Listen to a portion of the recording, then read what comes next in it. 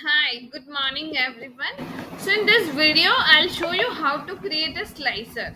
For example, I have this data, okay?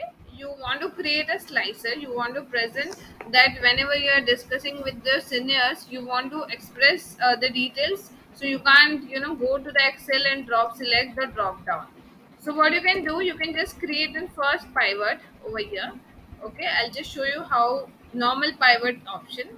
Okay, now here for example I have selected one region. Okay, now region and this region contribution, but you whenever you have a big data you want to discuss with your senior, so you can just take the slicer option. Okay, you can just select this chart, go to insert, click on size slicer, and then select whatever tab you want.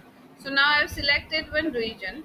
So now when I'm selecting this, the best is whenever you select north, it will give you only north summary. Whenever you select south, it will give you only south summary. If you want to just select this two, then you will have a south summary.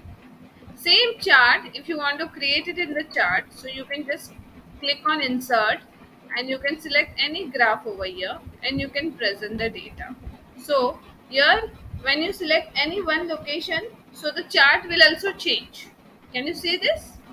You just have to select the tab. So for example, I am discussing on the south location performance or something. I am a regional manager, and if I'm talking about the south location, so you don't need to open this complete data. You just have to click on the chart slicer and then you can present your data.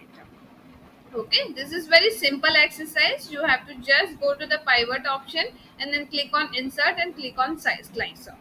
Okay, and these are interconnected data. For more slicer, I'll click more videos. But if you like this video, please feel this video is very helpful. If you feel this video is very helpful, members, please share it with your if you feel that this video is helpful, so please if you feel that this video is helpful, so please click on the like button. And thank you for watching my video. Thank you for being with Honey and Tech. Have a good day.